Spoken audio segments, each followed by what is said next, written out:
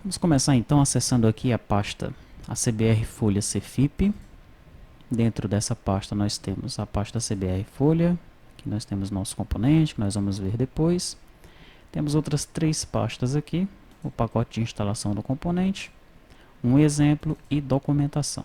Em documentação eu tenho esse documento que traz o layout do CFIP, a versão 8.4.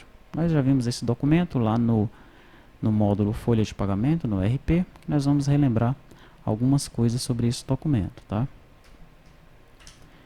Você observa pela introdução o que é que ele contém, né? Vai falar um pouco sobre o CFIP, a base de incidência, quais os requisitos de utilização, as principais alterações. Em relação ao arquivo, que é o que nos interessa, né? Qual é o formato obrigatório, a hierarquia dos registros, classificando o arquivo CFIP-RE, nós vamos gerar esse arquivo aqui, validando os registros, gerando e carregando o arquivo, no caso carregando aqui dentro do programinha deles, né? Disposições gerais ainda sobre a validação e aqui as tabelas, né, que são utilizadas durante a geração do arquivo. Então, aqui na página 10 nós podemos ver que existe um formato obrigatório para esse arquivo de entrada, né? Esse formato é um formato ASCII. Tá? O nome do arquivo deve ser cfip.re e cada registro deve ter um tamanho fixo de 360 bytes. Legal?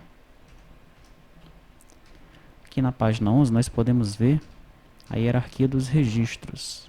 Tá?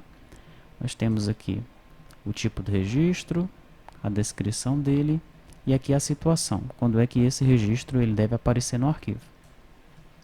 O arquivo então começa com o registro 00, que é o cabeçalho do arquivo, vem as informações do responsável pelo arquivo. O registro 10 vai trazer as informações da empresa, o registro 12, informações adicionais da empresa, o 12 está vinculado ao 10. Registro 13 vai trazer as alterações cadastrais do trabalhador, né, ele também tem correspondência com o registro 10. O registro 14 traz inclusão ou alteração do endereço do trabalhador, também está vinculado ao registro 10. O registro 20 vai trazer aí os dados do tomador de serviço ou obra, é um registro opcional, assim como o 14, o 13, né, que ele informa se o registro é obrigatório ou se ele é opcional e em que momento ele deve aparecer. Tá? Registro 21 traz os dados adicionais do tomador do serviço e da obra, está vinculado aí ao registro 20. O 30 é o registro do trabalhador, é o registro obrigatório. O 32, registro de movimentação do trabalhador, 32 vinculado aí ao 30, tá?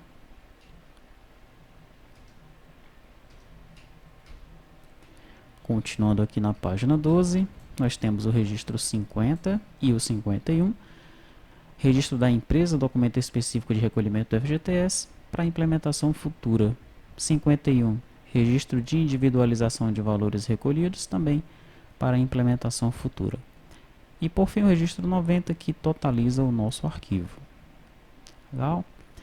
Aqui na página 14, nós temos aqui algumas informações sobre a validação dos registros, tá? Os campos que possuírem asterisco após o nome fazem parte de uma chave de indexação. Os campos que tiverem o nome em negrito indicam que o seu conteúdo é obrigatório. Na coluna tipo nós temos essas siglas aqui, olha. A é alfabético, AN é alfanumérico, N é numérico, V valor, D data. Sempre que existir um campo texto, o mesmo deverá ser alinhado à esquerda e preenchido com brancos à direita. Caso não seja informado, deverá ser totalmente preenchido com brancos. Sempre que existir um campo de valor, o mesmo deverá ser alinhado à direita e preenchido com zeros à esquerda. Caso não seja informado, deverá ser totalmente preenchido com zeros. E sempre que existir um campo numérico, o mesmo deverá ser alinhado à direita e preenchido com brancos à esquerda. Caso não seja informado, deve ser totalmente preenchido com brancos. Observe que o campo numérico, né, embora ele esteja se referindo a números, ele pede que você preencha com brancos e não com zeros. Tá? Então, quando nós construirmos o componente, como nós analisarmos os fontes do componente, você vai observar que no campo numérico nós usamos string, né, porque ele pede algumas informações aqui que tem a ver com string mesmo, tá? Número de CPF, esse tipo de coisa. E ele mesmo meio que concorda com isso ao informar aqui que você deve preencher com brancos, e não com zeros, tá certo? Então, aqueles valores que são números mesmo, valores reais, nós vamos preencher, nós vamos utilizar lá um double, lá no Delphi, né? Já esses campos que são numéricos, nós vamos utilizar strings, tá? Então, nós vamos ter três tipos de dados lá. String para o A, para o AN e para o N, double para o V, e date, né? Tá? O tipo de dado de data lá no Delphi, para os campos do tipo data.